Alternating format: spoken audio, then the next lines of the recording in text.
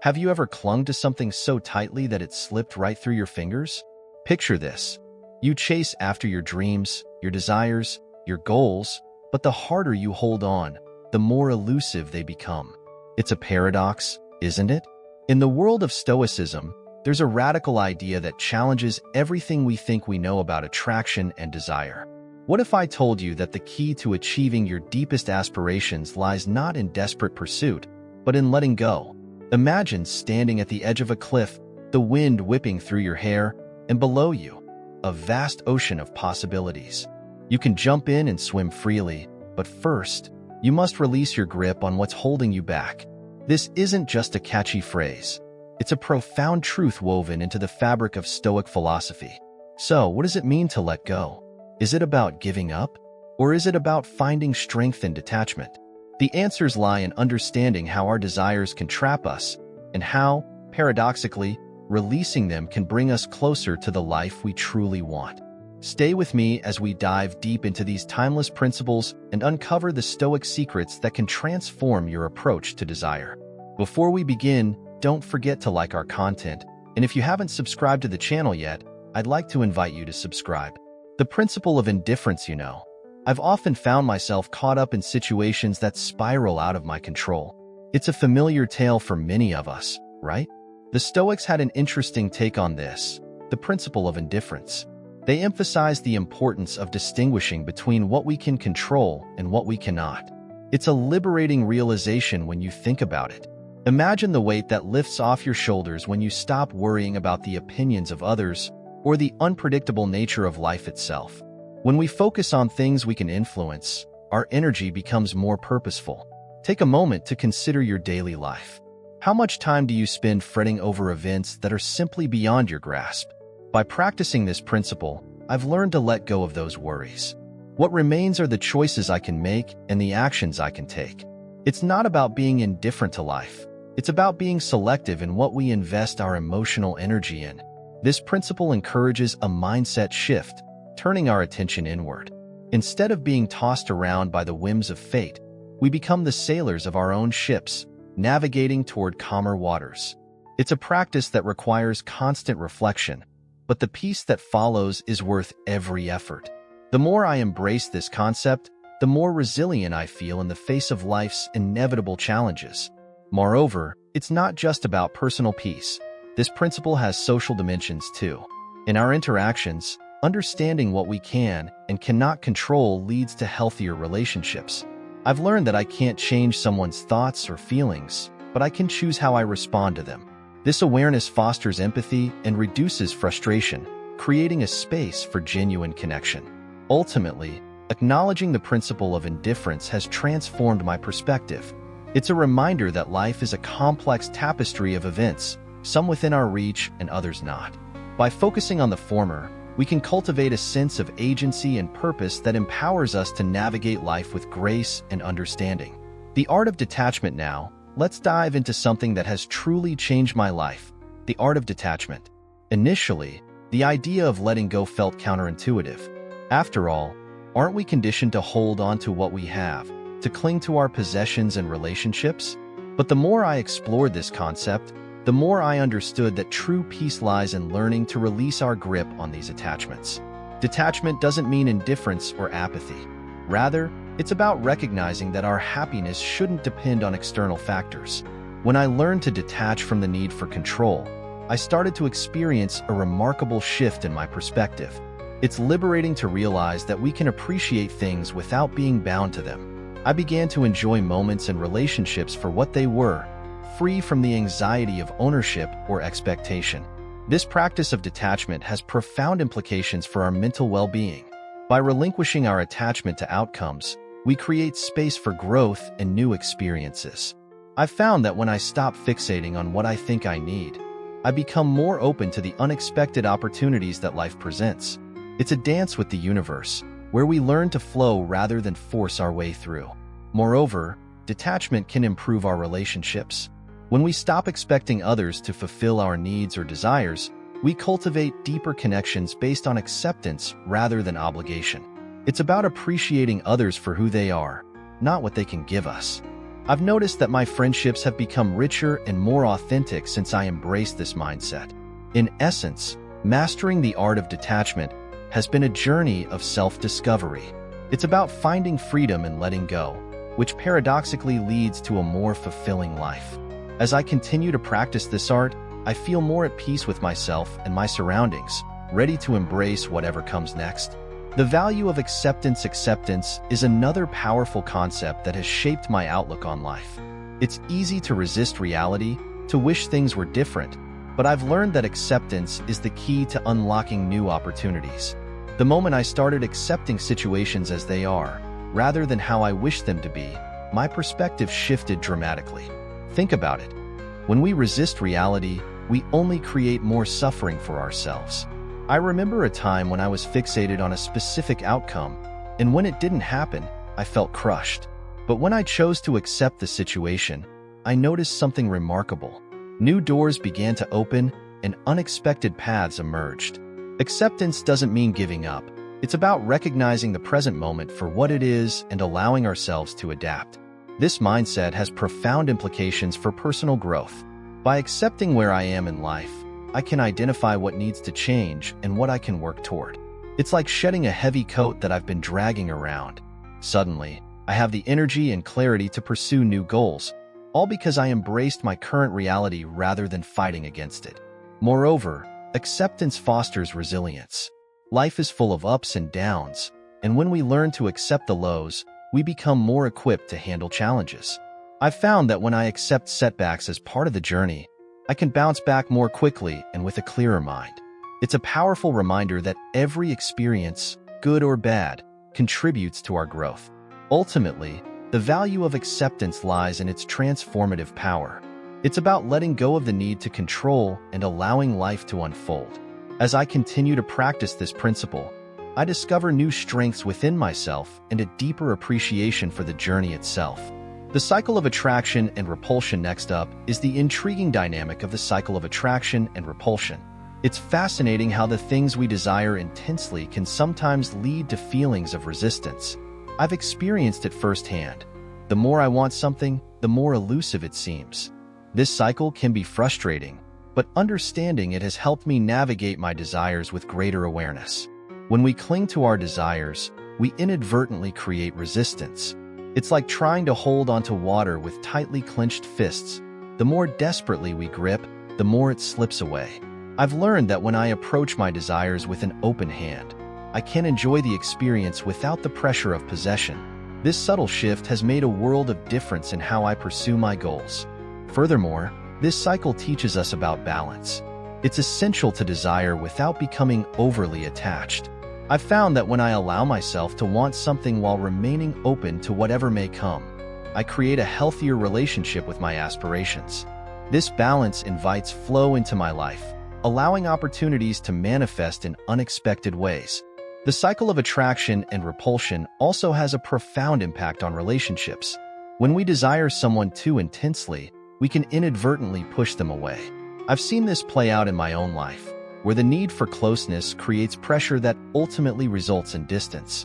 By cultivating a sense of security within myself, I can approach relationships with a sense of ease rather than desperation. In essence, recognizing this cycle has empowered me to pursue my desires with more grace and understanding. It's a reminder that attraction is a dance, not a battle. As I continue to navigate this cycle, I find myself more connected to the present moment and open to the possibilities that life has to offer. The practice of visualization. Finally, let's talk about the practice of visualization.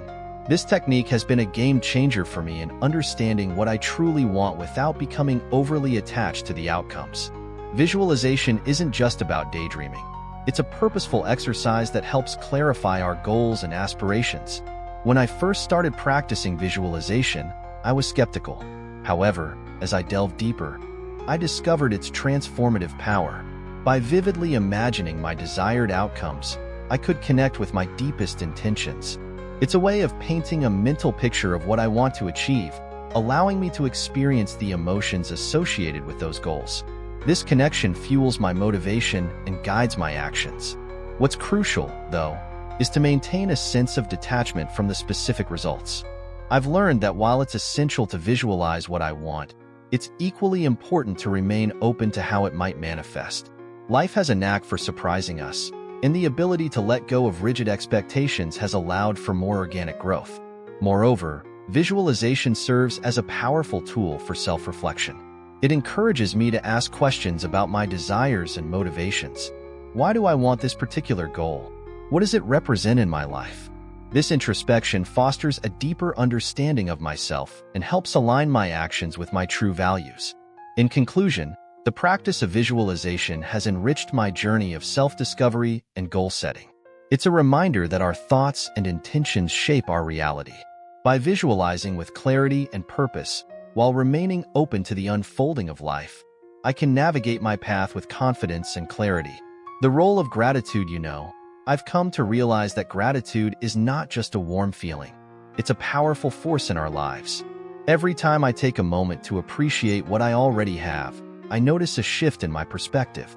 It's like flipping a switch from a mindset of scarcity to one of abundance. Instead of fixating on what I lack, I find joy in the little things. A cozy home, supportive friends, and even the simplest pleasures, like a sunny day.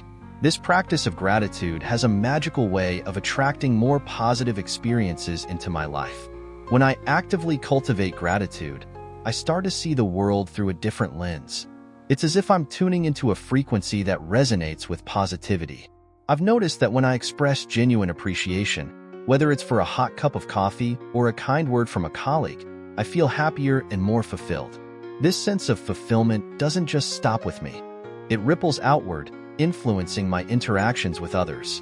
People tend to respond positively when they feel appreciated, creating a cycle of positivity that feeds back into my life. Gratitude also serves as a reminder of the present moment. In our fast-paced world, it's easy to get caught up in our desires, always chasing the next big thing. But when I pause to acknowledge what I already have, it grounds me. It pulls me back into the here and now, away from the anxiety of what ifs and when will I. This simple act of reflecting on my blessings helps me to live more mindfully, allowing me to savor each moment as it comes. Moreover, I've found that gratitude helps me to set intentions for what I want to attract in the future. Instead of approaching my goals with desperation or fear of failure, I can approach them with an open heart. I recognize that the universe responds favorably when I come from a place of appreciation rather than lack. This shift in mindset allows me to focus on my aspirations with a sense of hope and excitement, rather than anxiety. Ultimately, the practice of gratitude has become a cornerstone of my life. It's not just a fleeting emotion, it's a way of being. By regularly expressing gratitude, I've created a fertile ground for new opportunities and experiences to grow. The more I appreciate what I have, the more I find myself attracting what I truly desire. The importance of the present moment, living in the present moment, is something I've struggled with, but it's a lesson that's become increasingly clear to me. So often, I find myself either regretting the past or worrying about the future, and in doing so, I miss out on the beauty of now. When I remind myself to focus on the present, I feel a sense of liberation wash over me. It's as if I'm shedding the weight of expectations and fears that don't serve me. Being present allows me to fully engage with my surroundings. Whether I'm having a conversation with a friend or enjoying a quiet moment alone, being in the now enhances my experiences. I notice the details I would otherwise overlook, the warmth of the sun on my skin, the sounds of laughter, or the taste of my food. This heightened awareness not only enriches my life, but also diminishes my anxiety. When I immerse myself in the present, I realize that many of my worries are just projections that don't hold any real power in this moment. I've also discovered that mindfulness practices, such as meditation and deep breathing, can anchor me in the present. On days when my mind races with thoughts about deadlines or responsibilities, I take a few moments to breathe deeply and focus on my breath. This simple act pulls me back into the now, allowing me to reset and approach my day with clarity. It's remarkable how much more grounded I feel when I take these small breaks to center myself. Embracing the present has also reshaped my relationships. Instead of being distracted by my phone or my thoughts when I'm with someone, I strive to be fully present. I can genuinely listen and connect with others, which deepens my relationships and fosters a sense of community. When I show up for others, I realize that I'm also showing up for myself, creating a more fulfilling and connected life. In essence, living in the present moment has become a practice I cherish. It's an ongoing journey, and I still have my off days, but I continuously strive to cultivate this awareness. As I learn to let go of what's beyond my control, I find that life becomes richer and more rewarding. I can truly savor each moment, and in doing so, I discover a profound sense of peace and happiness. The law of attraction and Stoic philosophy. The first time I heard about the law of attraction, I was intrigued. The idea that our thoughts and intentions shape our reality resonated with me. However, as I delved deeper into Stoic philosophy, I realized there's a fascinating interplay between the two. While the law of attraction emphasizes the power of positive thinking, Stoicism offers a grounding perspective that balances desire with acceptance. In my exploration, I found that both philosophies advocate for clarity in our intentions. The Stoics teach us to focus on what is within our control and to set our intentions wisely. Similarly, the law of attraction encourages us to visualize our goals clearly. However, the difference lies in our attachment to the outcomes. Stoicism teaches that while we can aspire to achieve our desires, we must remain detached from the results. This detachment allows us to navigate life's uncertainties without becoming overwhelmed by disappointment. Another aspect that struck me is the Stoic practice of acceptance. While the law of attraction suggests that we can attract our desires through positive thinking, Stoicism reminds us of the importance of accepting the present moment. This acceptance is not about passivity. Rather, it's about acknowledging reality without resistance. When I practice acceptance, I find that I'm more open to the experiences life brings, even those that don't align with my expectations. This openness creates space for new opportunities that I might have otherwise missed. Moreover, both philosophies encourage gratitude. The law of attraction suggests that expressing gratitude can amplify what we attract, while Stoicism teaches that recognizing our blessings fosters contentment. I've come to see that by combining these principles, I can cultivate a mindset that not only seeks growth, but also appreciates the journey. It's a balance between aspiration and appreciation, which ultimately enriches my life. As I continue to navigate this interplay between the law of attraction and Stoic philosophy, I find that they complement each other beautifully. While I set my intentions and visualize my goals, I also practice acceptance and gratitude. This holistic approach allows me to pursue my dreams with passion while remaining grounded in reality.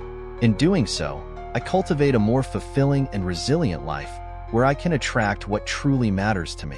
The practice of Stoic meditation is something I've come to value, especially the Stoic approach to it. When I first started, I thought of meditation as merely a way to calm my mind, but the Stoic practice offers so much more. It's a powerful tool for cultivating resilience and understanding the nature of my thoughts. By dedicating time to reflect and meditate, I can gain clarity on my emotions and intentions. One of the techniques I've incorporated into my routine is the practice of negative visualization. It sounds counterintuitive, but by contemplating potential losses or challenges, I prepare myself mentally for whatever comes my way. This isn't about dwelling in negativity. Rather, it's about fostering gratitude for what I have and recognizing that life is impermanent. When I accept this reality, I find that I'm less likely to cling to my desires, which opens me up to a more peaceful existence. Another aspect of Stoic meditation involves reviewing my day. Each evening, I take a moment to reflect on the events of the day, considering what went well and what could have been improved. This practice helps me to learn from my experiences and grow as a person. I find it particularly enlightening to acknowledge my emotions and reactions, allowing me to respond more thoughtfully in the future. This self-awareness is invaluable in my journey toward personal growth. Additionally, I often meditate on the concept of virtue. For the Stoics, virtue is the highest good, and reflecting on how I can embody virtues such as wisdom, courage, and justice helps me align my actions with my values. This focus on virtue not only grounds me, but also provides a sense of purpose. I've realized that when I prioritize virtue over material desires, I attract more meaningful experiences into my life. Ultimately, The practice of Stoic meditation has become an essential part of my daily routine. It offers me a space to pause, reflect, and recalibrate. By engaging in this practice, I cultivate a tranquil mind that is less affected by external circumstances. This tranquility enables me to approach life with a sense of purpose and contentment, fostering resilience in the face of challenges. Virtue as the goal in my journey of self-discovery. I've come to understand that pursuing virtue is a meaningful goal. Often, we get caught up in the hustle of life, chasing after material possessions or fleeting pleasures. However, the Stoics teach us that true fulfillment comes from cultivating inner qualities like wisdom, courage, and integrity.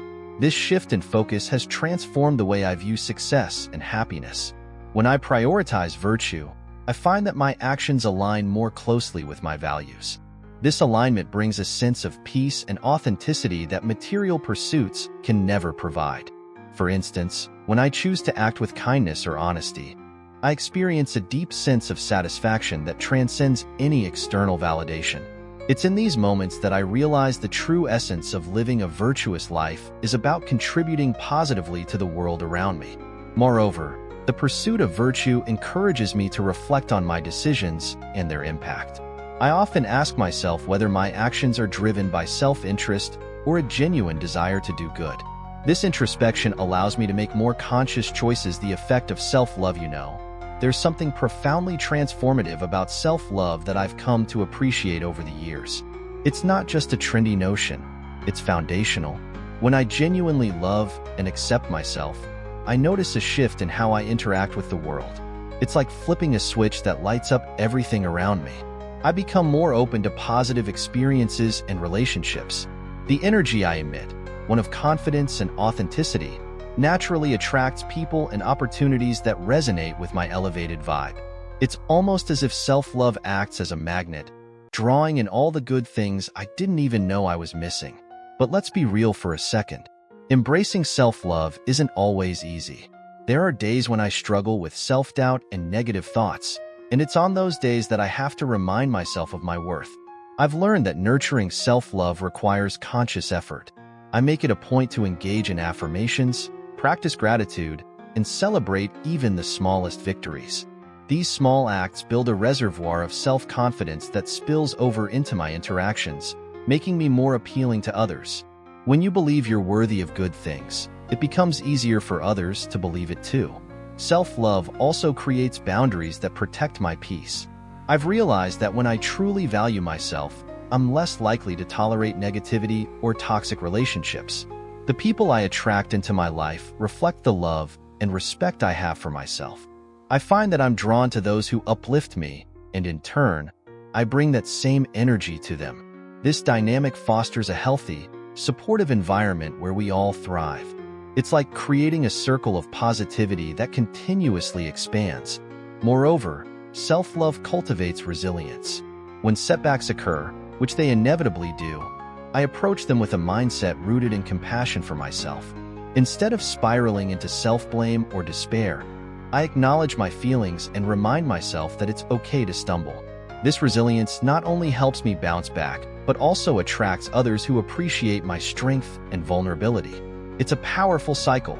Self-love feeds resilience, and resilience attracts supportive relationships. In essence, embracing self-love is more than just an individual journey. It's a relational one. As I nurture my relationship with myself, I create space for others to join me on this journey of growth and positivity.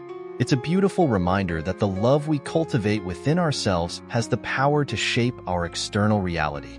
The connection between desire and suffering. Let's dive into a topic that often plagues us: the connection between desire and suffering.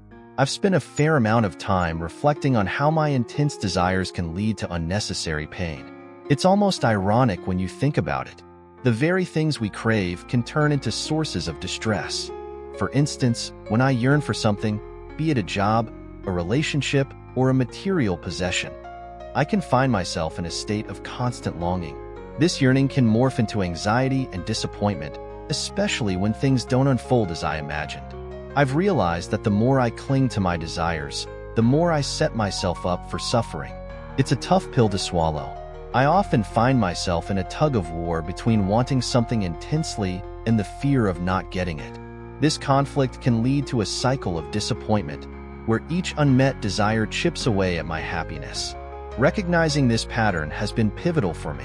Understanding that desire can breed suffering has prompted me to explore the concept of detachment. Detachment doesn't mean I stop wanting things. Rather, it's about shifting my perspective. I've learned that when I approach my desires with a sense of openness rather than desperation, I open myself to a more peaceful existence. This doesn't mean I stop pursuing my goals. It means I pursue them without an iron grip. I remind myself that my happiness isn't contingent upon external validation or material success. By doing so, I found a greater sense of freedom. The weight of desire lessens, allowing me to enjoy the journey rather than fixate solely on the destination. Another interesting aspect of this connection is the role of acceptance.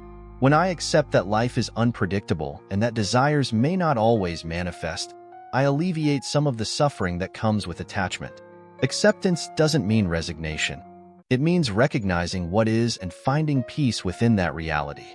This shift in mindset has allowed me to appreciate the present moment more fully, rather than being consumed by what I wish I had or where I wish I could be. Ultimately, the relationship between desire and suffering is a dance. I've come to understand that while desires can be natural and even motivating, they shouldn't dictate my emotional well-being. By practicing detachment and acceptance, I not only reduce my suffering but also invite a more joyful and fulfilling life. It's a delicate balance, but one that's worth striving for as I continue on my journey of self-discovery. As we wrap up our exploration of Stoic principles and the intriguing idea that sometimes, to truly attract what we desire, we must let it go, I want you to reflect on this.